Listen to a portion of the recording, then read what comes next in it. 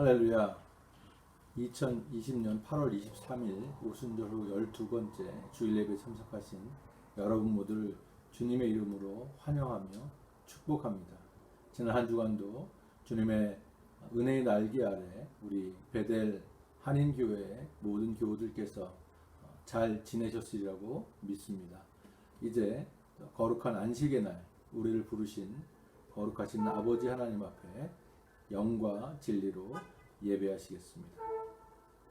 다 같이 주악에 맞추어 묵도하시겠습니다.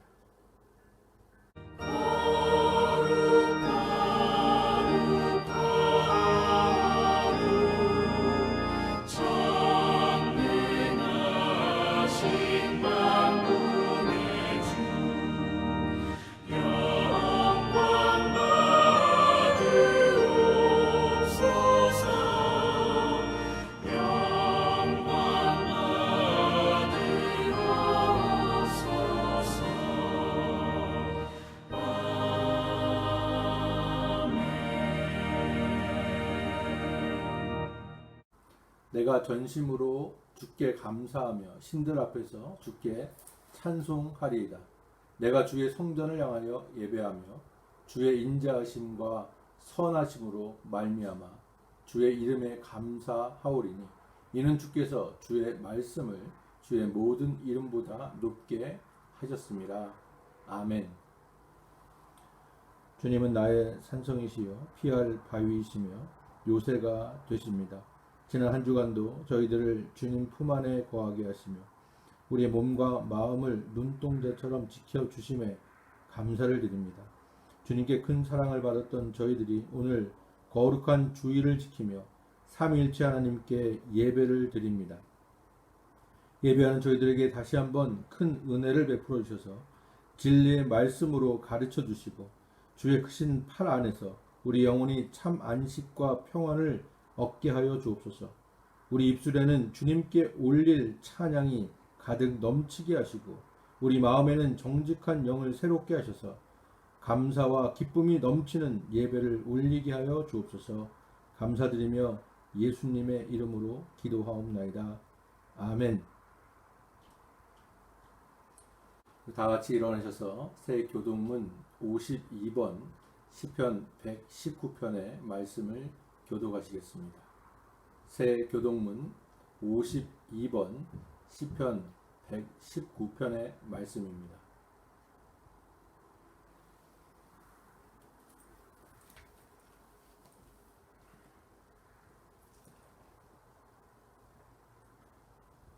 다 찾으셨으면 제가 먼저 읽습니다. 청년이 무엇으로 그의 행실을 깨끗게 하리이까? 주의 말씀만 지킬 따름이니이다.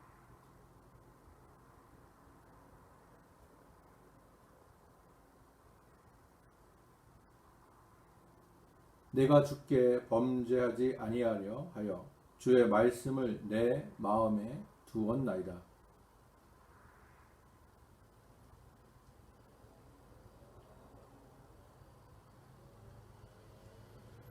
내가 주의 법도들을 작은 소리로 읊조리며 주의 길들에 주의하며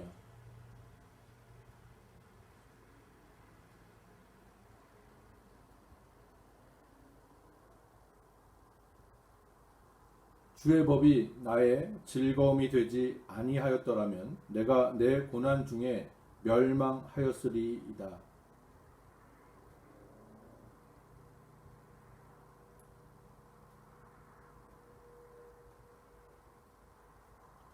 나는 주의 것이오니 나를 구원하소서. 내가 주의 법도들만을 찾았나이다.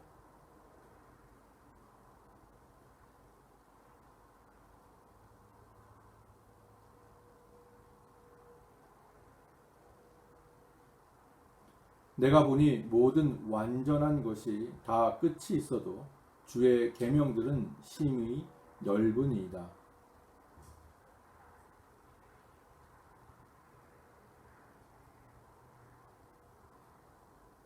아멘. 다 같이 사도신경으로 우리의 믿음을 하나님 앞에 고백하시겠습니다. 나는 전능하신 아버지 하나님 천지의 창조주를 믿습니다. 나는 그의 유일하신 아들 우리 주 예수 그리스도를 믿습니다. 그는 성령으로 잉태되어 동정녀 마리아에게서 나시고 본디오 빌라도에게 고난을 받아 십자가에 못 박혀 죽으시고 장사된 지 사흘 만에 죽은 자 가운데서 다시 살아나셨으며 하늘에 오르시어 전능하신 아버지 하나님 우편에 앉아 계시다가 거기로부터 살아있는 자와 죽은 자를 심판하러 오십니다. 나는 성령을 믿으며 거룩한 공교회와 성도의 교제와 죄를 용서받는 것과 몸의 부활과 영생을 믿습니다. 아멘. 새 찬송가 33장 영광스런 주를 보라 찬송하시겠습니다.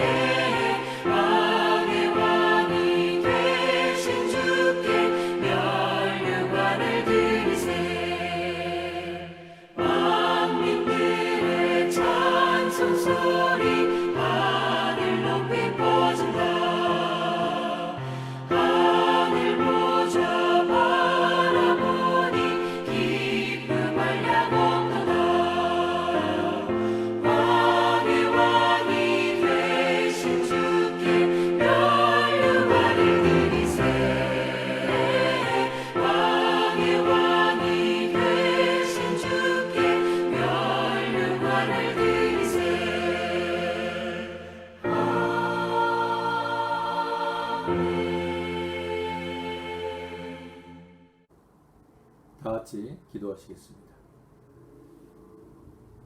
거룩하신 하나님 아버지, 한결같은 사랑으로 우리를 돌봐주시며 우리의 죄악 가운데서라도 늘 바른 길로 인도하시는 그 크신 은혜에 감사를 드립니다. 오늘 주님께서 정하신 거룩한 날, 하나님의 은혜를 간절히 사모하는 심정으로 주 앞에 나온 백성들을 긍휼히 보시고 하나님의 따뜻한 품 안에 안아주시기를 간절히 바랍니다. 그러나 하나님께 찬양과 경배를 드리기에 앞서 우리들의 죄악을 주 앞에 겸손하게 고백합니다. 하나님께서 베푸신 은혜로 하나님의 자녀가 되었사오나 저희들은 옛사람을 벗어버리지 못하고 죄악 중에 살았습니다. 행함이 없는 믿음은 죽은 믿음이라는 것을 잘 알고 있었으면서도 우리의 생활 속에서는 하나님께서 원하시는 행함이 나타나지 않았음을 고백합니다. 춥고 헐벗은 이웃에게 몸을 덮게 하라 하면서도 입을 것을 주지 않았고 줄이고 목마른 자에게 배부르게 하라 하면서도 먹을 것을 주지 않았습니다. 현재 어려운 상황에서 나의 힘든 삶만을 바라보느라 다른 사람의 아프면 외면하고 말았습니다. 이제 주님 앞에 이 모든 죄와 허물을 회개하오니 용서하여 주시고 이제부터는 실천하는 믿음의 삶을 살게 하여 주옵소서.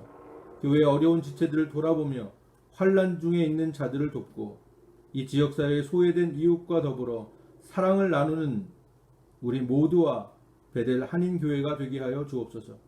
그리스도 예수 안에 있는 자에게는 결코 정죄함이 없다 하신 말씀을 의지하여 하나님 앞에 나왔사오니 저희들로 하여금 온전한 찬양과 경배와 감사를 주님 앞에 이 시간 드리게 하여 주옵소서. 아울러 우리 안에 있는 불안함과 근심과 걱정이 예수 그리스도를 향한 믿음을 통해 다 물러나게 하시고 하나님께서 주시는 놀라운 은혜와 위로하심을 받아 다시금 힘을 얻고 세상을 향해 나가서 빛과 소금의 역할을 감당하는 모든 교우들이 되게 하여 주옵소서. 감사드리며 예수님의 이름으로 기도하옵나이다. 아멘.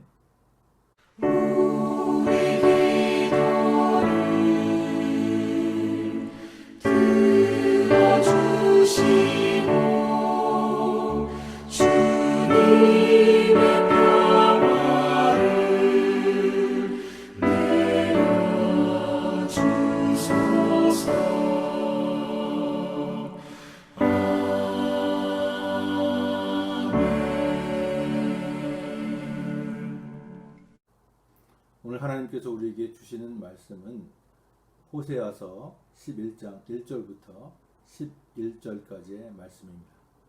구약 성경 1265페이지에 있습니다. 호세아서 11장 1절로부터 11절까지의 말씀입니다.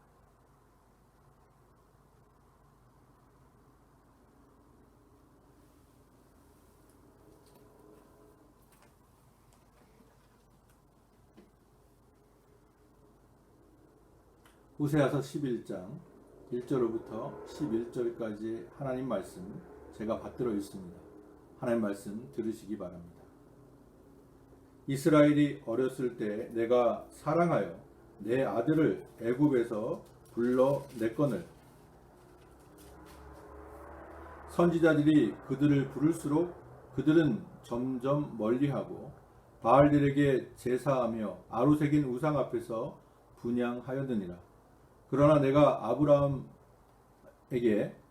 걸음을 가르치고 내 팔로 안았음에도 내가 그들을 고치는 줄을 그들은 알지 못하였도다. 내가 사람의 줄 곧 사랑의 줄로 그들을 이끌었고 그들에 대하여 그 목에서 멍에를 벗기는 자같이 되었으며 그들 앞에 먹을 것을 두었노라. 그들은 애굽 땅으로 되돌아가지 못하겠거늘 내게 돌아오기를 싫어하니 아수르 사람이 그 임금이 될 것이라.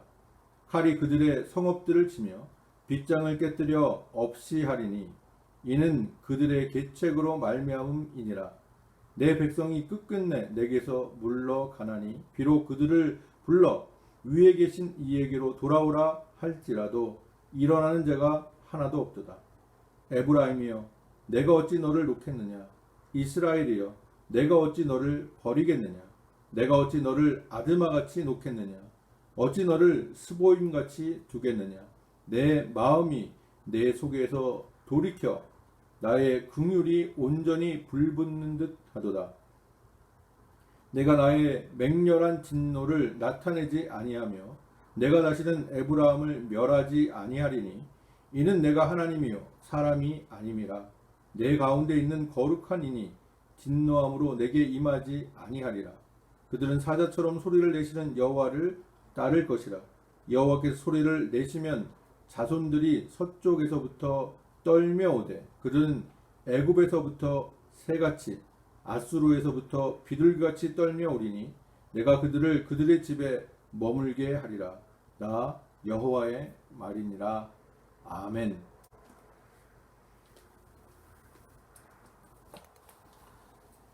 거룩하신 아버지 하나님, 오늘도 호세아서의 말씀을 통해서 주님께서 저희들에게 말씀하시고자 하는 그 음성을 듣기를 원합니다. 하나님, 저희들의 귀를 열어주시고 마음을 열어 주님 말씀이 들리고 마음판에 새겨지게 하시고 온전하신 그 말씀으로 말미암아 우리 삶이 영이 되게 하여 주옵소서. 감사드리며 예수님의 이름으로 기도합니다. 아멘. 오늘은 호세아서를 통해서 백성을 버리지 않으시는 하나님이라는 제목으로 하나님의 놀라우신 사랑에 대해서 같이 생각해 보기를 원합니다. 호세아 선지자는 북이스라엘에서 활동했던 선지자로, 그가 활동했던 시기는 여로보암 2세의 통치 말기 무렵부터 BC 722년 북이스라엘의 수도인 사마리아 성이 아수르의 침략으로 함락되기 직전까지의 활동했던 사람입니다. 호세가 활동했던 당시에 아수르는 고대 근동 지방에서 최강대국으로 막 부상하고 있었던 때였고, 아수르의 공격 상대는 팔레스타인, 그러니까 북이스라엘 남유대와 같은 지역에 있었던 아람이라는 그런 나라였습니다. 그동안 아람이란 나라는 북이스라엘과 남유대를 간간히 공격을 해서 괴롭혔던 그러한 나라가 되겠습니다. 그런데 그랬던 아람이 아수르라고 하는 신흥 강대국의 침략으로 도전을 받게 되자 당연히 국력이 쇠약해지게 되었습니다. 그때 아수르의 공격으로 쇠약해진 아람을 여로보암 2세는 공격하게 되고, 마침내 아람의 수도인 우리가 많이 들어서 알고 있는 다메섹을 정복하고 영토를 확장시키게 되었습니다. 그래서 솔로몬 이후에 북이스라엘 지역의 영토가 거의 가장 큰 지역까지 확장되는 그러한 일들이 있었고, 또 그로 말미암아 북이스라엘은 정치적으로 또 경제적으로 어느 정도 안정과 평안과 번영을 누리게 되었습니다. 그런데 성경의 이야기의 스토리가 항상 그런 식으로 가듯이 대외적으로 평안했을 때 내부적으로 부패하기 시작합니다. 그래서 북이스라엘 백성들은 하나님께서 그들을 인도하셨음에도 불구하고 하나님을 떠나게 되고 쾌락을 쫓게 되고, 오늘 말씀에서처럼 우상을 섬기며 하나님을 멸시하는 지경에까지 이르게 되었습니다.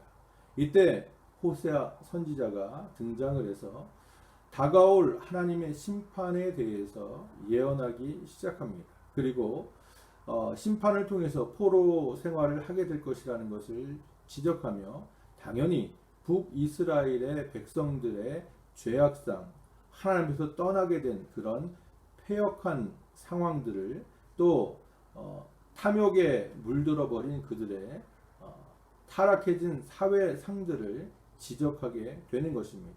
그리고 하나님께서 그들을 심판하실 것이라는 그 말씀을 전함과 동시에 돌이켜 다시금 하나님께로 돌아오라는 그러한 이야기로 그들을 촉구했으나, 그들은 하나님께 돌아오기는커녕 더욱더 타락과 폐역의 길로 가게 됩니다. 그리고 우리가 잘 아는 것처럼 아수르라고 하는 나라에 의해서 북이스라엘의 수도인 사마리아 성이 함락되고 백성들은 포로가 되어 끌려가는 지경에 이르게 됩니다.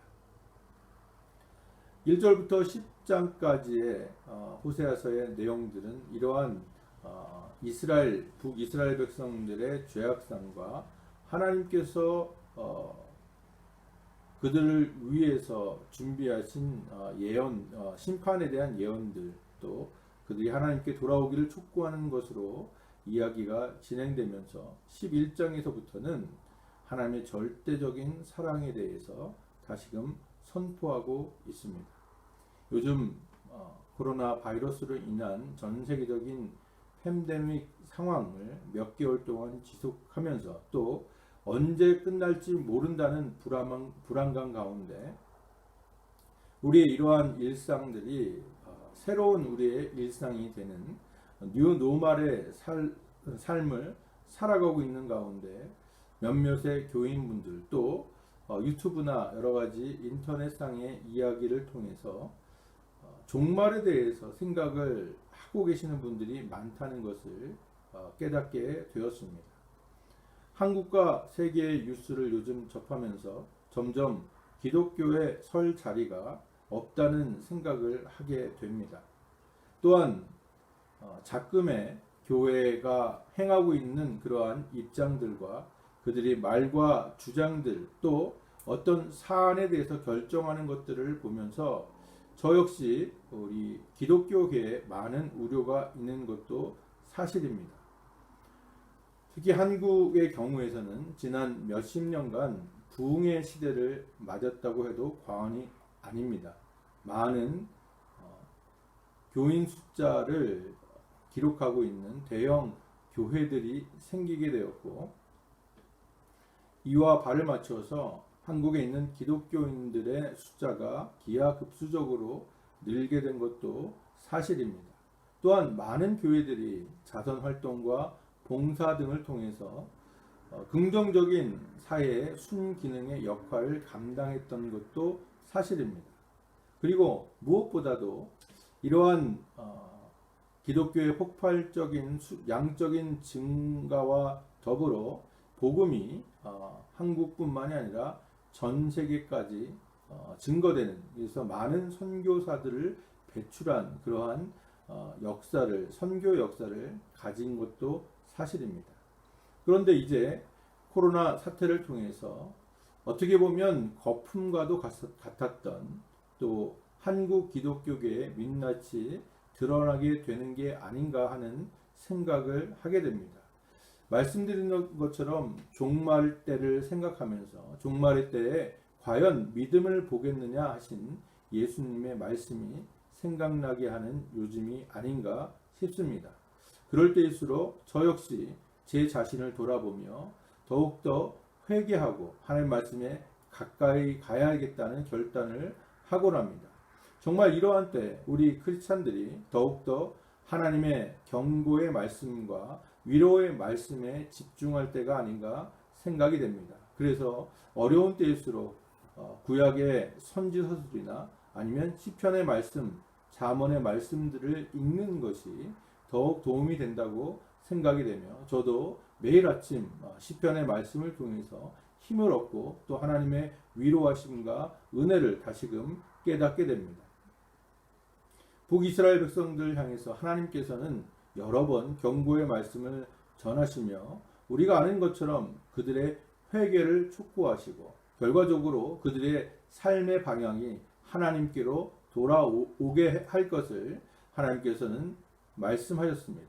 그럼에도 불구하고 이스라엘 백성들은 하나님의 징계에 대해서도 회개하고 돌아오기보다는 인위적인 방법으로, 다시 말해서 인간적인 생각과 자신들이 이성적인 판단을 통해서 해결하고 모면하려고 노력했습니다. 실제로 하나님의 징계의 도구가 된 아수르의 침공의 위기에도 그들은 조공을 바쳐서 모면했습니다. 열왕기 하에 15장에 보시면 그러한 내용들이 기록되어 있습니다. 그리고 심지어는 자신들의 조상이었던 이스라엘 민족의 백성들을 종으로 삼았던 애굽의 도움을 요청하기까지 하는 것입니다. 우리는 이러한 역사적인 사실을 통해서 하나님의 징계를 이런 인위적인 방법으로 인간적인 생각으로 모면하고자 하는 것이 얼마나 어리석다는 것을 잘 알고 있습니다. 하나님께서 자기 백성들을 징계하시는 이유는 자기 백성들로 하여금, 하나님의 백성들로 하여금 고통과 어려움을 실제적으로 주시고자 하는 것이 아니라 무엇보다 하나님의 백성들을 올바른 길로 인도하시고자 함입니다. 그리고 그러한 배경에는 하나님의 놀라우신 사랑이 깔려져 있는 것이 사실입니다. 그러므로 하나님의 백성이 징계를 받을 때에는 더욱더 겸손하게 행하며 자신을 돌아보고 하나님께 잘못한 죄를 고백하며 회개하고 용서를 구하며 무엇보다 하나님께로 돌아가는 것이 가장 필요한 것입니다.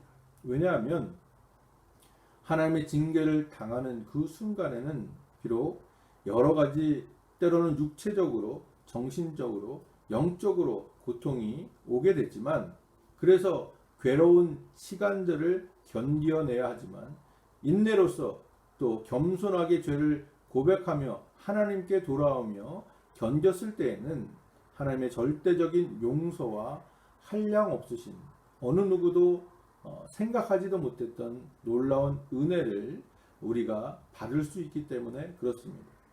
오늘 말씀에서도 보면 이러한 하나님의 사랑에 대해서 우리는 깨닫게 되는 것입니다.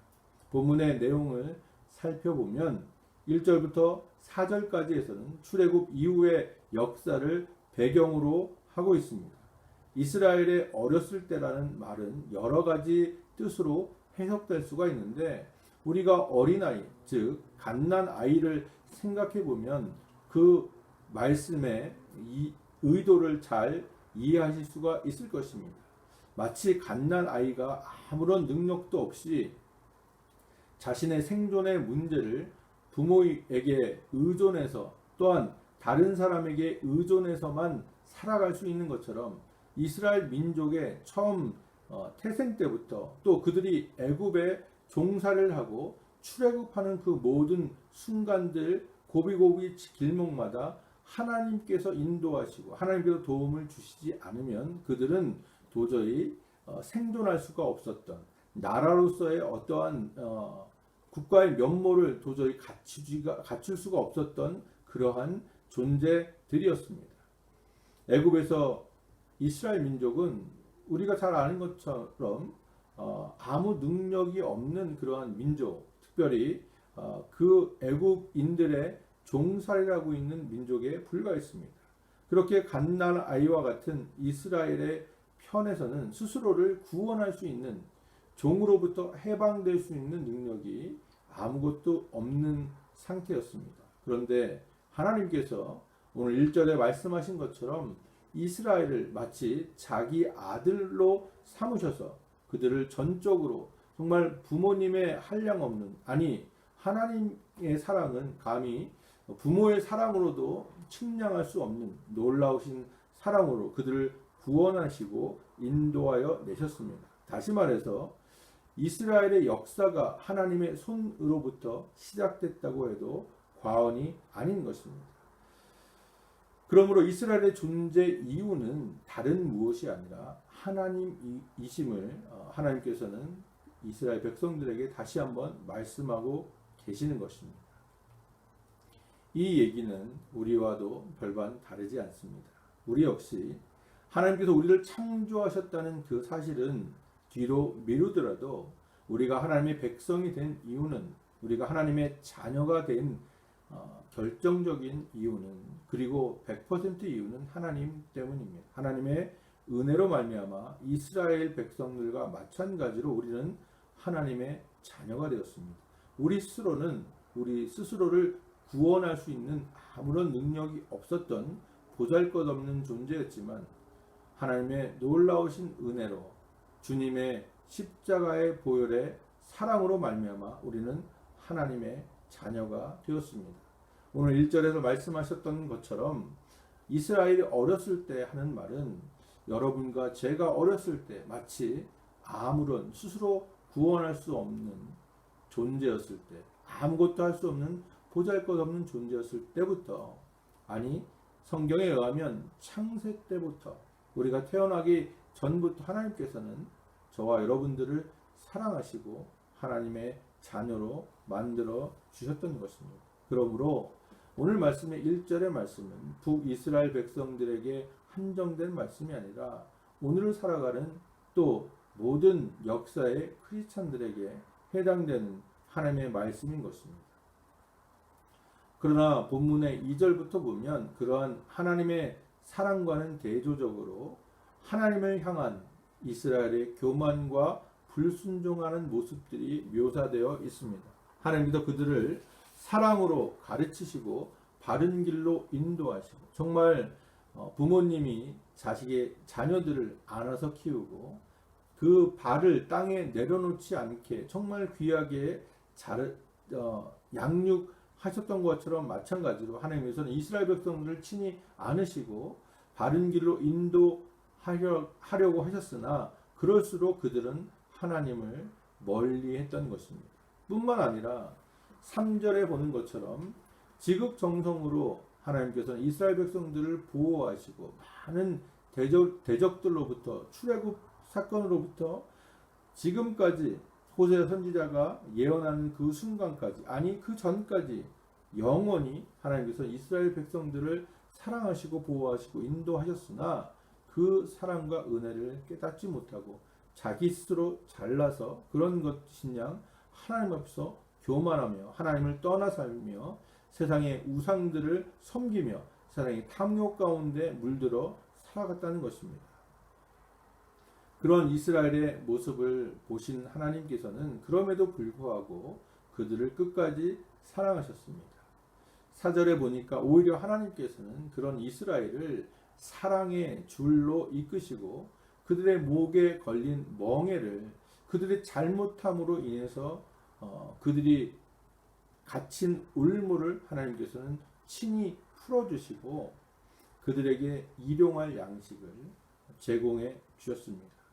부모된 저는 이러한 자식을 향한 하나님의 놀라우신 부모의 사랑을 넘어서는 그 하나님의 사랑을 조금이나마 이해할 수 있습니다. 자기 자식이 아무리 모진 말을 하고 아무리 잘못된 행동을 한다고 하더라도 그 자식을 감싸며 사랑하는 것이 부모의 기본적인 사랑의 마음이 되는 것입니다. 이 사실을 통해서 이스라엘에게 소망이 있다고 호세아 선지자는 이야기하고 있습니다. 비록 그들의 패역과 그들의 불순종과 그들의 죄악과 교만으로 인해서 하나님의 징계를 받지만, 하나님의 놀라우신 사랑을 통해서 그들에게는 여전히 소망이 존재한다고 호세아 선지자는 호세아서를 통해서 이야기하고 있는 것입니다.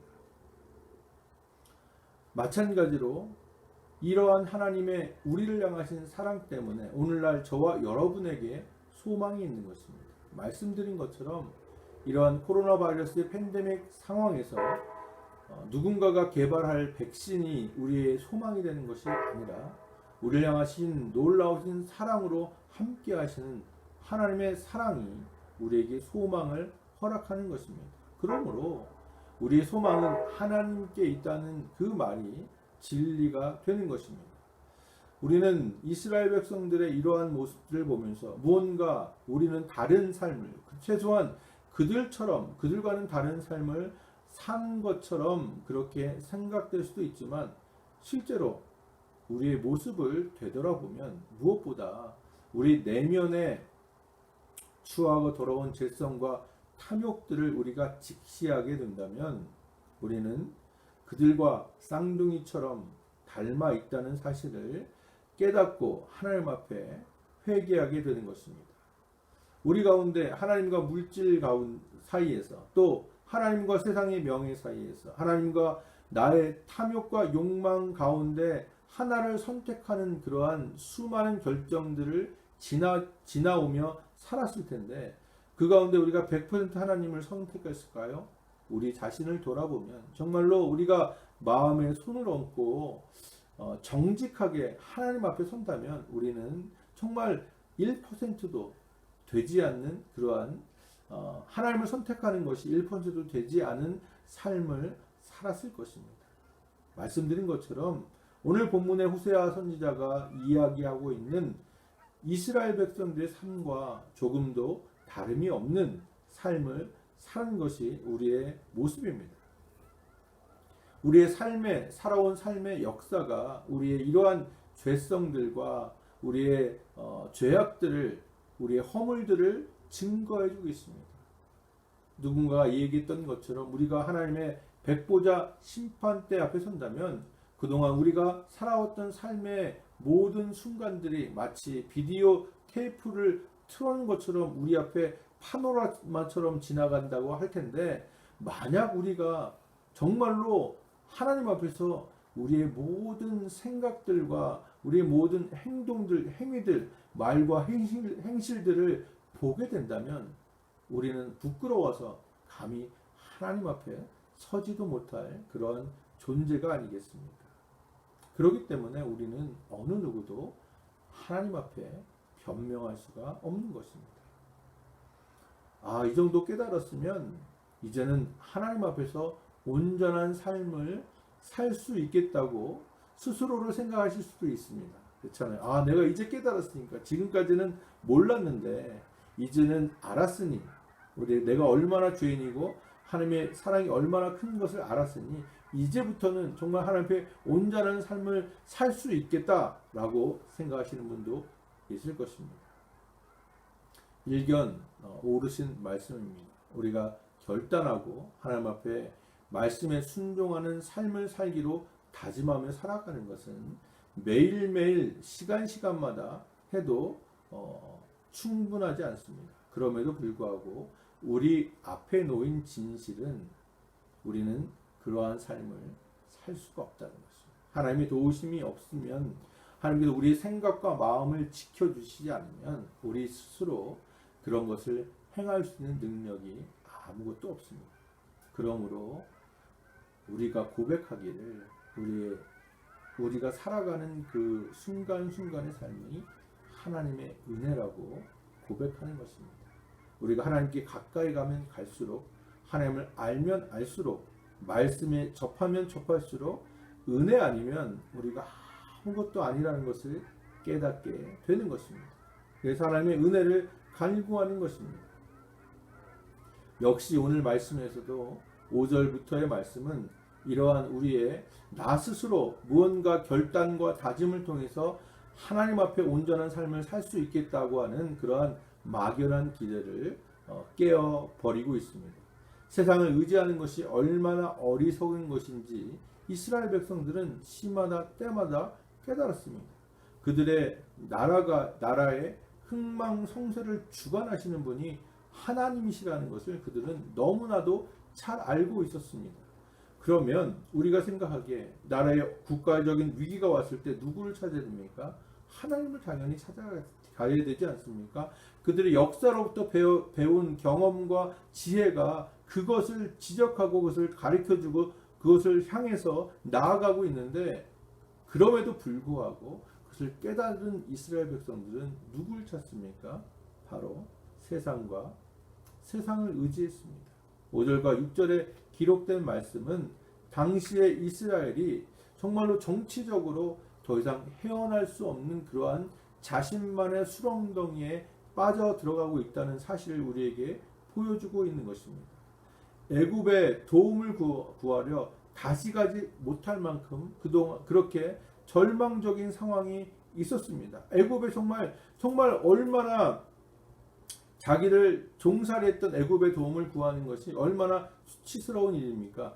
그러나 그것을 다시 가지 못할 만큼 절망적이었고, 성읍을 치며 빗장을 깨뜨리는 것처럼 이스라엘의 모든 성읍이, 나라가 아수르 나라의 칼날에 이미 다가와 있는 것입니다. 무엇인가 할 수 있는 상태가 되지 않습니다. 우리가 바둑이나 장기에서 말하는 정말 외통의 상태입니다. 이것도 안 되고 이렇게도 죽고 저렇게도 죽는 상태에 빠져 들어가게 되는 것입니다. 이스라엘은 스스로의 계략에 빠져서 자신들의 생각과 자신들의 지혜에 따라서 세상에 강한 것, 세상에 무엇인가 정말 주목받을 만한 것들을 의지하고 따르게 되어서 그 지경이 되었음에도 불구하고 하나님께 나오지 않았어요. 정말 답답한 일이죠. 정말 안타까운 일이죠. 그러나 살아가면서 우리 주변의 크리스찬들에게 이러한 모습을, 또 때로는 저 스스로에게 지나고 보면 제 자신이 그러한 이 이스라엘 백성들과 같은 삶을 살았다는 것을 지금 봐도 이해가 안 되는 그러한 생각들과 결정들을 했다는 것을 알게 되는 것입니다. 하나님께 돌아가기를 거부하는 정도가 아니라 싫어하는, 정말 하나님께로 돌아가는 것을 지극히 싫어하는, 예배에 가는 것이 싫은 거예요. 그냥 하나님께 나아가는 것을 나는 안 갈래요가 아니라 나는 가는 게 싫습니다 하는 정도가 되는 것으로 악화 일로에 있었던 것입니다. 그러한 모습을 보면서 하나님께서는 내 백성이 결심하고 내게서 물러난다고 그렇게 한탄하실 정도가 되는 것입니다. 그럼에도 불구하고 하나님께서는 한량없는 사랑과 은혜를 그들에게 부어주십니다. 8절에 나와 있는 아드마라고 하는 지명과 스보임이라고 하는 우리에게 생소한 이 두 단어는 신명기 29장 23절에 의하면 소돔과 고모라 성이 멸망할 때 같이 멸망했던 도시의 이름들이라고 합니다. 그러니까 이 아드마와 스보임이라고 하는 그러한 지명은 이스라엘 백성들에게 있어서는 정말 타락과 폐역의 도시로, 상징적인 도시로, 소돔과 고모라처럼 정말로 하나님께 폐역하고 타락의 극치를 달리는 그러한 상징적인 지명이 되겠습니다.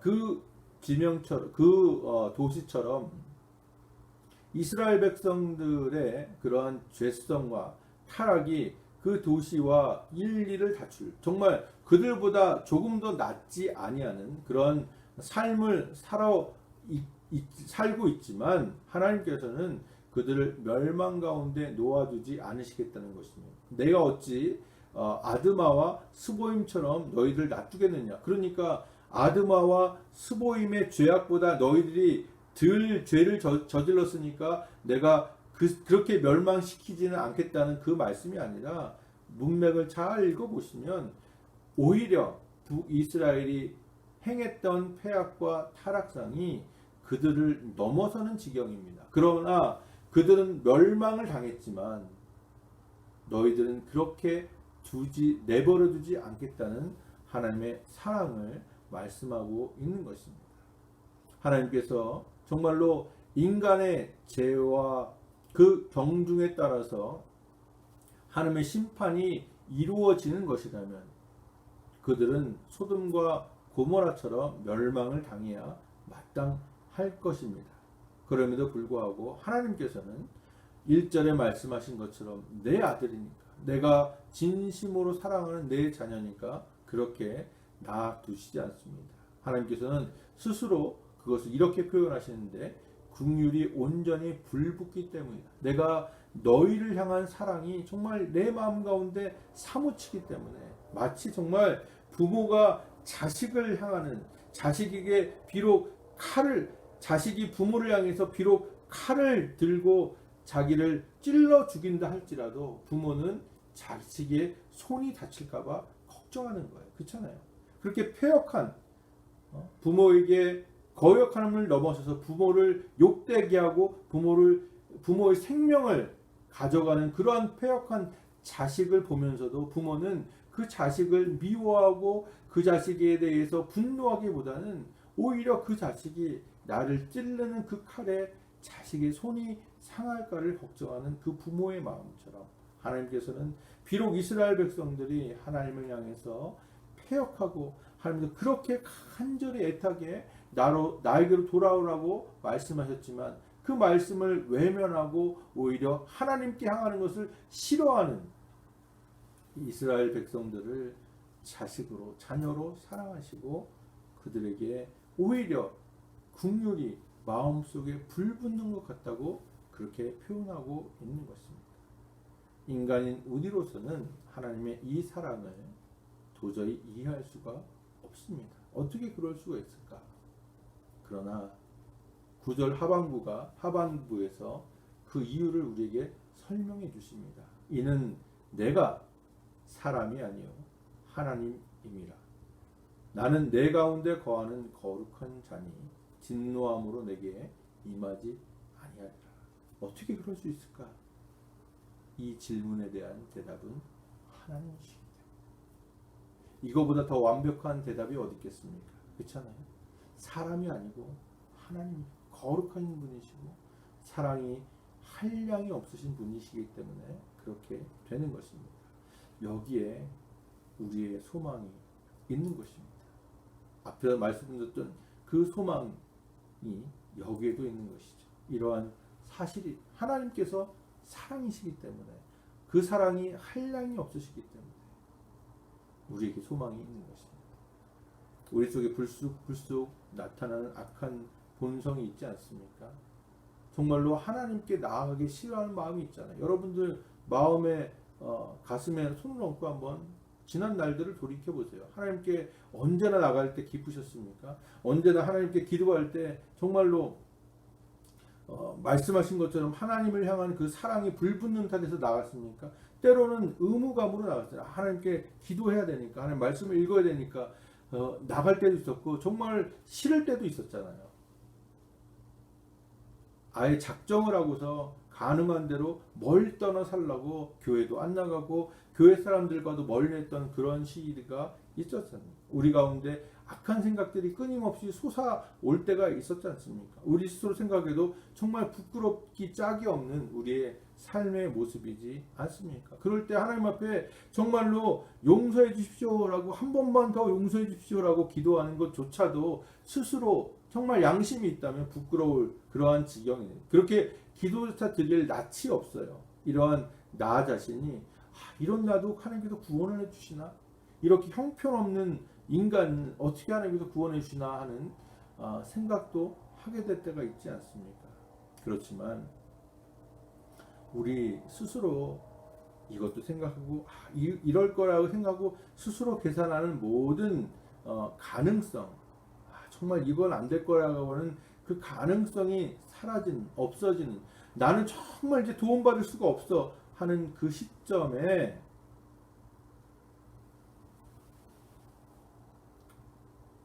바로 하나님의 긍휼을 우리는 만나게 되는 것이죠.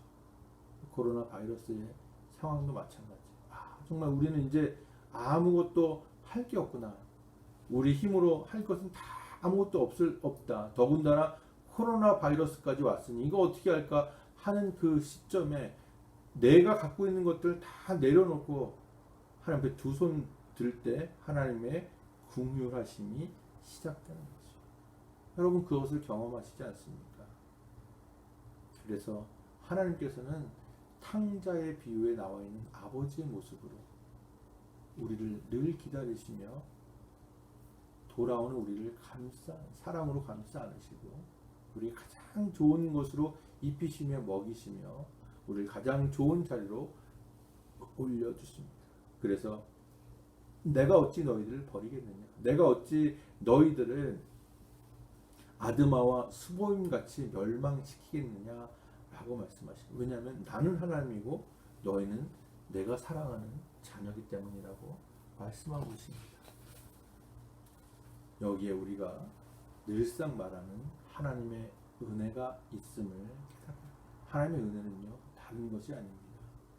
하나님의 은혜는 우리가 정말 이 땅에서 잘 먹고 잘 살고 우리가 원하는 대로 형통한 삶을 살아가는 그것이 하나님의 은혜가 아니라 정말로 우리를 지탱하는 생명의 줄, 삶의 근본적인 원인이 하나님께 있음을 깨닫는 것이 하나님의 은혜예요. 제가 여러분들을 향해서 하나님의 은혜를 간절히 간구하는 것이 바로 이런 것이에요. 여러분이 물론 건강해지고요. 육신적으로 건강해지고 여러분이 하시는 사업들이 잘 되고 직장에서 잘 되고 여러분의 자녀들이 여러 가지로 잘 되고 이러한 것들도 중요하지만 그것보다 더 중요한 것은 여러분이 삶 가운데 하나님께서 어떤 존재인가를 깨닫는 것이 은혜라는 것이에요. 우리가 하나님을 찾을 능력도 없고 하나님으로부터 멀어지려고 하는 본성을 가지고 있습니다. 우리는 기본적으로 그러한 본성을 가지고 태어난 사람들이에요. 최근 팬데믹으로 교회에서 예배를 못 드린 지가 꽤 오래됐습니다. 여러분도 기억하시는 것처럼 3월 22일부터 지금까지 중에 5주만 교회에서 예배를 드렸습니다. 그런데 제가 동영상으로 이렇게 예배하는 가운데 여러 교우분들에게 듣는 말씀이 이거예요. 동영상으로 예배하니까 하나님께 예배하는 것 같지도 않습니다. 그리고 우리가 이렇게 동영상으로 언제든지 예배할 수가 있으니까 정해진 시간에 하나님을 만나러 나가는 것이 쉽지 않습니다. 사실입니다. 왜냐하면 말씀드린 것처럼 우리는 본성적으로 하나님과 멀어지려는 그런 본성을 타고났기 때문에 그래요. 스스로는 하나님을 찾지도 않습니다. 하나님 찾을 이유가 없다고 생각하고 있는 거예요. 하나님도 그대로 두시면 우리 모두는 제약된 길로 나아가게 될 수밖에 없습니다. 하나님께서 우리를 붙잡고 계시지 않는다면, 하나님께서 우리를 부르지 않으신다면, 그래서 우리가 주일날 예배할 때, 하나님께 기도할 때 하나님 우리를 불러주셔서 감사합니다. 내가 내 발로 일어나서, 내가 시간 맞춰서 일어나서 정장 입고 하나님께 예배하러 내가 왔는데, 내가 운전해서 왔는데 우리는 하나님께서 불러주신다고 고백을 하는 거예요. 기도하는 거예요. 그것이 감사하다고 얘기하는 거예요. 왜 그렇습니까? 바로 그러한 것이 하나님의 은혜를 깨닫기 때문에 우리는 스스로가 하나님 앞에 나올 수 없는 존재이기 때문에 그렇습니다. 만일 하나님께서 우리를 부르시지 않는다면 우리는 하나님을 떠나는 정말 인생의 가장 비극적인 삶을 살게 되는 것입니다. 요즘같이 모두가 어려운 시기에 육체적으로 힘들어요. 그렇잖아요. 정신적으로도 힘듭니다. 언제 내가 이 바이러스에 걸릴 수 있을까? 내가 바이러스에 걸리면 우리 식구들은 어떻게 되나? 또 우리 내가 만나는 사람들, 내 사랑하는 사람들, 교회에 나오신 분들은 어떻게 될까? 이런 걱정들이 저에게도 항상 있어요. 그렇잖아요. 그래서 더 조심하려고 노력을 합니다. 영적으로도 힘듭니다. 이렇게 전방위로 우리 인간을 구성하고 있는 그러한 몸과 마음과 그러한 영혼의 모든 것으로 위협을 받고 있습니다. 그런데 이 시기에 우리는 우리의 눈을 하나님께 더욱더 돌려서 그분께 집중해야 되는 것입니다. 그럴 때 우리는 사랑과 긍휼로 우리를 여전히 부르시고 우리를 인도하시며 우리 가장 좋은 것을 주시는 하나님의 그 크신 은혜를 깨닫게 되는 것입니다. 그럴 때만이 우리 삶에 평안이 오게 됩니다. 이것이 하나님의 은혜구나 하면 지금 우리를 둘러싸고 있는 이 어려운 시기가 아무것도 아닌 것처럼 느껴져요. 하나님께서 나와 함께 하시고 하나님께서 나를 인도하시는데 내가 두려울 것이 무엇이 있겠습니까? 그 은혜의 소리를 듣게 되면 오늘 말씀에 있는 것처럼 정말로 아무리 떨어져도 제 집을 찾아가는, 요즘 이 페어뱅스에 있는 기러기들이 이제 제 집을 향해서 떠나는 그런 시기입니다. 겨울이 찾아오니까 그들은 또 따뜻한 남쪽 나라로 떠나고 있는 그러한 시기가 되는, 그들은 본성으로 그렇게 날씨의 변화를 읽고서 그렇게 떠나게 되는 것입니다. 그거 마찬가지로 아무리 멀리 떨어져 있어 몇천 킬로를 이렇게 여행하는 기러기처럼, 새처럼, 오늘 말씀에 나온 것처럼 비둘기는 것처럼 우리 하나님의 자녀들은 그분의 음성을 듣게 되면 우리가 하나님께 집중하고 하나님 말씀에 늘 하나님 말씀을 읽고 하나님께서 우리에게 원하시는 그 놀라운 음성을 듣게 되면 하나님께로 가게 되는 것입니다. 그것이 우리가 하나님의 자녀인 증거가 되는 것입니다. 오늘도 이렇게 어려운 시기에 하나님 앞에 예배하러 나오신, 그리고 이 동영상을 통해서 하나님을 예배하시는 우리 베델의 모든 교우들을 정말로 환영하고 축복합니다. 의지할 데가 없어요. 그래서 오늘도 우리는 감사함으로 하나님 앞에 나온 것이에요. 주의 은혜를 정말 목마른 사슴이 시냇물을 찾는 것처럼 찾기 때문에 우리가 하나님 앞에 나온 겁니다. 하나님께서 얼마나 기뻐하실지 모르겠습니다. 한량없는 사랑으로 여러분들을 감싸 안으시며 여러분들의 길을 형통의 길로 인도하실 줄로 믿습니다. 이제 우리 모두가 다시금 이 호세아서 11장 1절부터 11절까지의 본문의 말씀을 통해서 우리를 향하신 하나님의 사랑을 다시금 깨닫고 힘을 얻으셔서 우리에게 주어진 삶을 성실하게 살아가시는, 그래서 하나님께서 우리에게 허락하신 놀라운 평안과 감사의 삶을 누리시기를 주님의 이름으로 간절히 바랍니다. 아멘. 거룩하신 주님, 오늘도 저희들 이곳에 불러주셔서 저희 예배를 받으시고 찬송을 들어주신 하나님께 감사를 드립니다. 말씀으로 이 시간 저희들에게 응답하시니 감사를 드립니다. 오늘 우리에게 말씀하신 것처럼 우리의 소망이 하나님의 놀라우신 사랑과 긍휼에 있음을 명심하고 언제나 우리들을 사하여 주시고 바른 길로 인도하시는 하나님의 크신 은혜를 사모하며 주님과 동행하는 삶을 살게 하여 주옵소서. 하나님께서는 마음의 중심을 보신다고 하였사오니 우리가 말과 행실을 통해서 하나님 말씀에 온전한 순종함으로 하나님 영광 돌리는 삶을 살게 도와 주옵소서. 감사드리며 예수님의 이름으로 기도하옵나이다. 아멘. 찬송가 새 찬송가 359장 천성을 향해 가는 성도들아 찬송하시면서 준비하신 예물 하나님께 올려드리시겠습니다.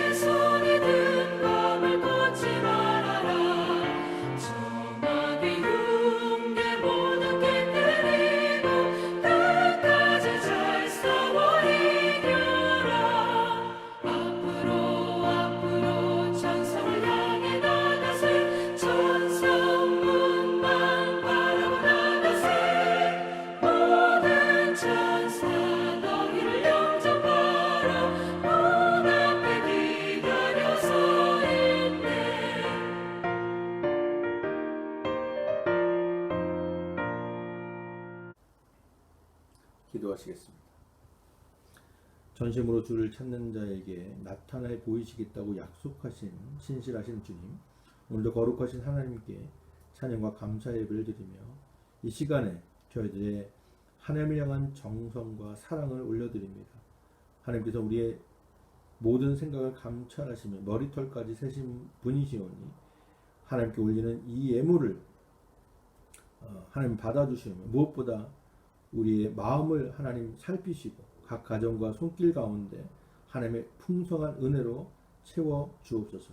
이 땅 살아가면서 우리는 물질의 필요성을 절실하게 느끼고 살고 있지만 그것이 우리 삶 가운데 하나님보다 크지 않게 하시고 언제나 모든 것을 베푸시고 공급하시는 하나님께 감사의 삶을 살아가게 도와 주옵소서. 감사드리며 예수님의 이름으로 기도하옵나이다. 아멘. 교회 소식 말씀드립니다.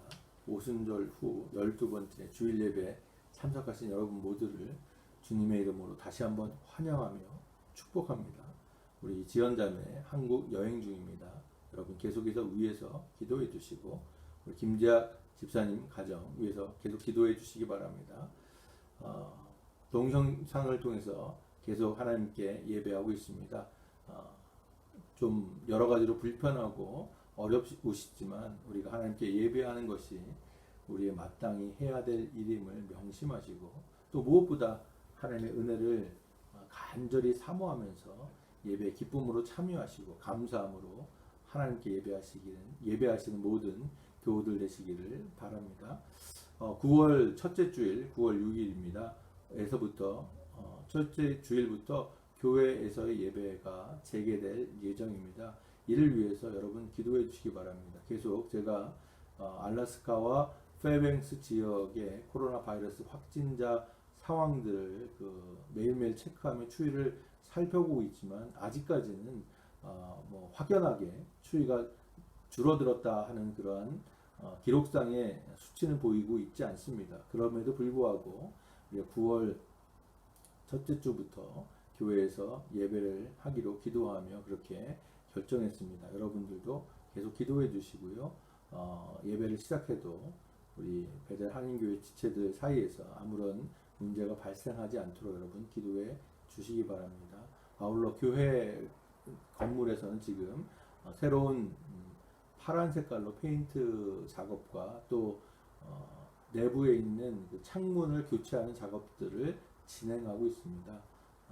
그래서 그런 것들이 다 잘 맞춰줄 수 있고 우리가 예배하는데 지장이 있지 않도록 여러분 기도해 주시기 바랍니다. 우리 기도했던 수연자매 19일 날 지난 수요일이죠.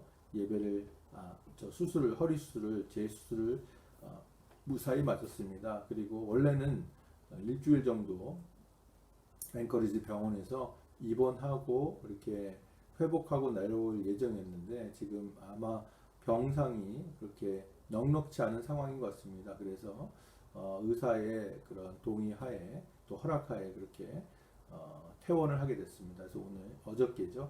비행기 타고 다시 이곳 페어뱅스로 돌아왔습니다. 간단하게 통화를 했는데요. 그 허리 수술의 결과가 아직 정확하게 좋다 안 좋다 나오지 않고요. 오른쪽 다리에 그 마비된 것 때문에 다시금 허리 수술을 재수술을 결정했는데 오른쪽 다리의 마비도 아직 여전히 마비 상태인 거라고 이렇게 얘기합니다. 위에서 계속 기도해 주시고요. 이제는 하나님께 기도하고 하나님의 도우심을 간구하는 것 외에는 다른 의학적인 방법이 그렇게 많이 남아있지 않은 상황이 되겠습니다. 우리 수연자매를 위해서 여러분 계속적으로 기도해 주시고 또 오늘 통화할 때 수연자매 본인을 위해서 기도해 주신 모든 교우들께 감사의 말씀을 전한다고 하셨습니다. 여러분께 감사를 드립니다.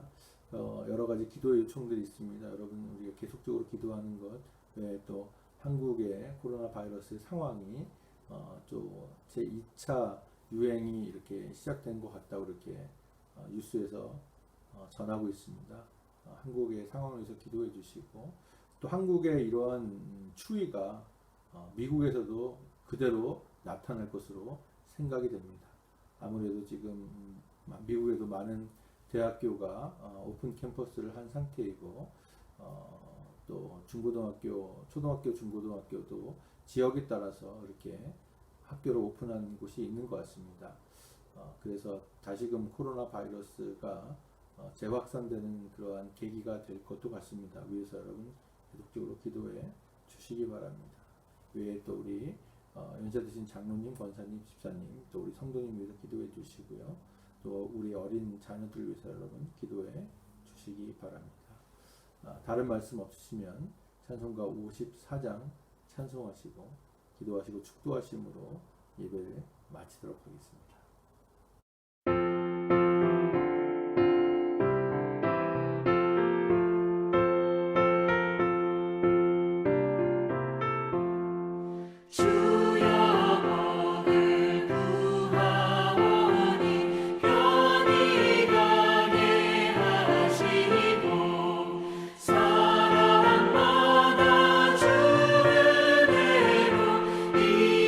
이기도록 하시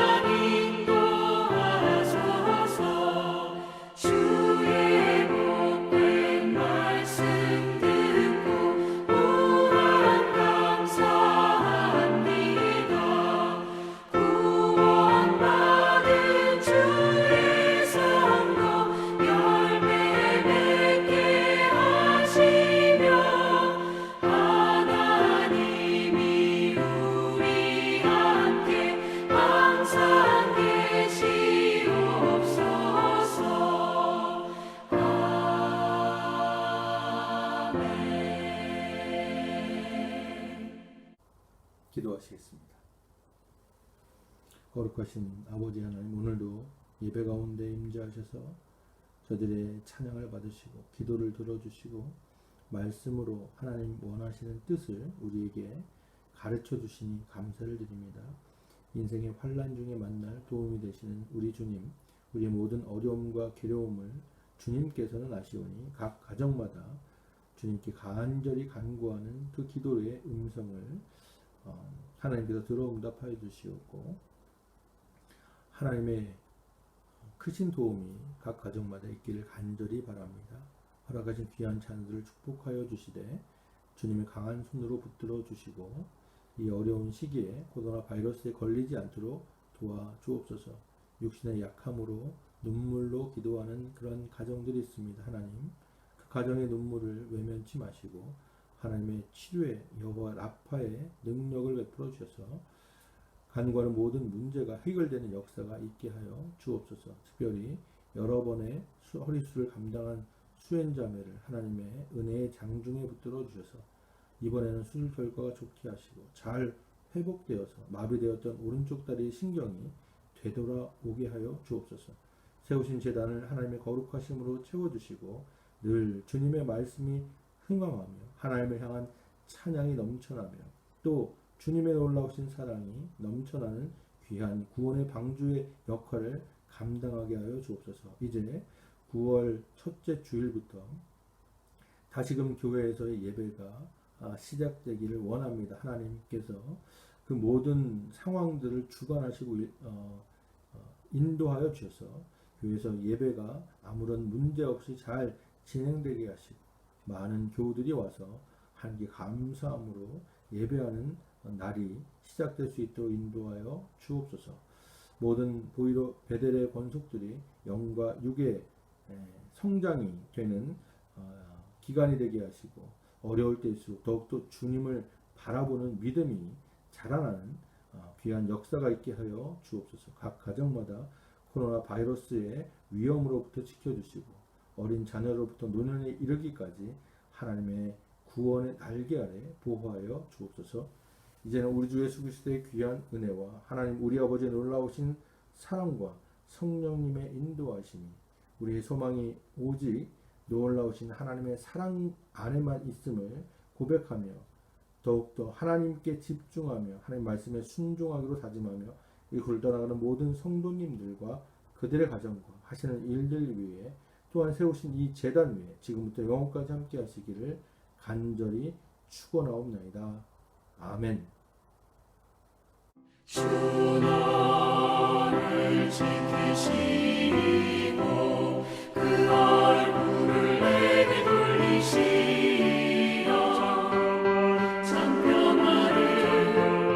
참평화를 얼굴을 내게 돌리시어 내게 주의 은혜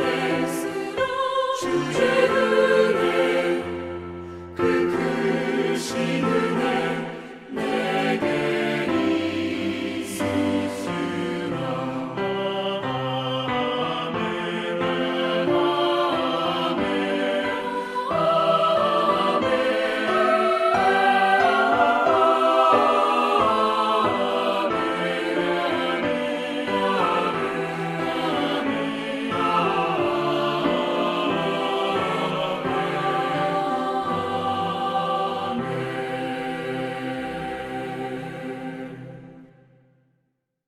오늘도 하나님의 임재하신 가운데 감사 예배를 드리신 여러분 모두를 축복하며 사랑합니다.